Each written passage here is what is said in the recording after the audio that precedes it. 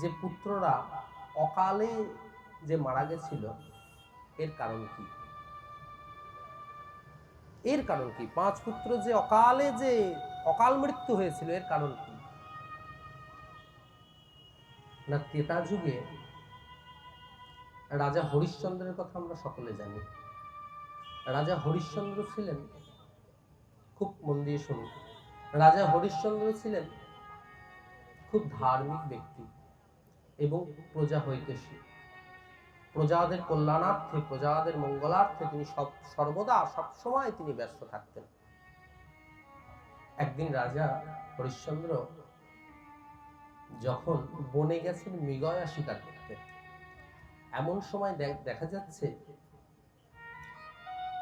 যে সেখানে 4 জন নারী একটি বৃক্ষের মধ্যে রজ্জু দিয়ে বাঁধা, আর তারা বাঁচাও বাঁচাও বাঁচাও বলে চিৎকার করছে। এখন রাজার কর্তব্য কি? যে প্রজা যদি বিপদে পড়ে, প্রজাকে বাঁচানোই হলো গিয়ে রাজার কর্তব্য। রাজা হরিশ্চন্দ্র সঙ্গে সঙ্গে গিয়ে ওদের বাঁধনটি খুলে দিলেন, নারীগণ মুক্ত হলেন। রাজা হরিশ্চন্দ্র চলে আসছেন। যেই চলে আসছেন, পথে দেখা হলো মুনি বিশ্বমিত্রার সঙ্গে। বিশ্বমিত্রা মুনি বলে, রাজন তুমি এটা কি করলে? তোমার এটা করাটা উচিত হয়নি। তুমি কি হেতু ওই 4 জন নারীকে কেন তুমি গাছ থেকে, তাদের বন্ধন থেকে তুমি খুলে দিলে? এর কারণটা কি? রাজা হরিশ্চন্দ্র বলছে, দেখুন প্রভু, প্রজাদেরকে রক্ষা করাই রাজার কর্তব্য, এটা আমি করেছি, এতে তো আমি কোনো অন্যায় করিনি। বলে, তুমি আমাকে ন্যায় অন্যায় শিখিও না। বিশ্বমিত্রা মুনি তিনিও প্রচন্ড তেজি, আর এদিকে রাজা হরিশ্চন্দ্রের গুরুদেব ছিলেন বশিষ্ঠ মুনি। তো বলে, ঠিক আছে, তুমি আমাকে অপমান করেছো, তার জন্য তোমাকে আমাকে যোগ্য দান দিতে হবে। বলে, বলুন আমি কি যোগ্য দান দিতে পারি? বলে, আমি অন্য কোনো দান নেব না, তোমার যা কিছু আছে সর্বস্ব তোমাকে আমাকে দান করে দিতে হবে। হরিশ্চন্দ্র বললেন, প্রভু আপনার ইচ্ছা। বলে সবকিছু দান করে দিলেন। এবারে বললেন, যাও, শুধু দান করলেই হবে না, তোমাকে রাজ্য থেকে তোমাকে ছেড়ে চলে যেতে হবে। বললেন, প্রভু তাই আচ্ছা, আমি তাই মেনে নিলাম। রাজন রানীকে নিয়ে যাচ্ছেন, নগরের যত সকল প্রজাগণ আছেন সমস্ত প্রজাগণ কাঁদছেন, বড় দুঃখী। এরকম একজন রাজা চলে যাচ্ছে, রাজ্য থেকে এরকম একটা রাজা চলে যাচ্ছে, হায় হায় আমাদের কি অবস্থা হবে। সকলে গিয়ে রাজার চরণ তলে পড়ে বলছে, হে রাজন, আপনি রাজত্যাগ করবেন না, প্রয়োজনে আমরা মুনির সঙ্গে কথা বলবো, তাদের জন্য আমাদের যদি কয়েকজনের প্রাণ যায় যাব, তবু আপনি কোনোদিন রাজ্যত্যাগ করবেন না।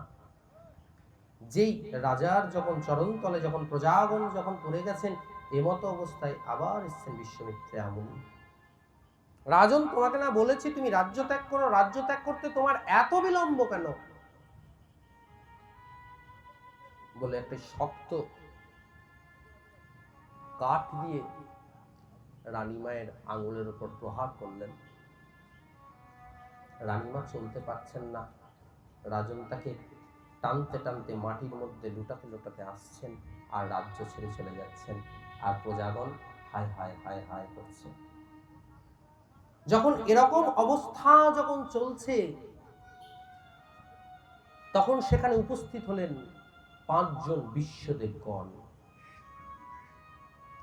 এই 5 জন বিশ্বদেবগণ সরাসরি বিশ্বমিত্রা মুনিকে বললেন, হে মুনি, তুমি তোমার ক্ষমতার অপব্যবহার করছো, তুমি তোমার ক্ষমতার অপব্যবহার করে এরকম একজন রাজাকে তুমি বহিষ্কৃত করলে।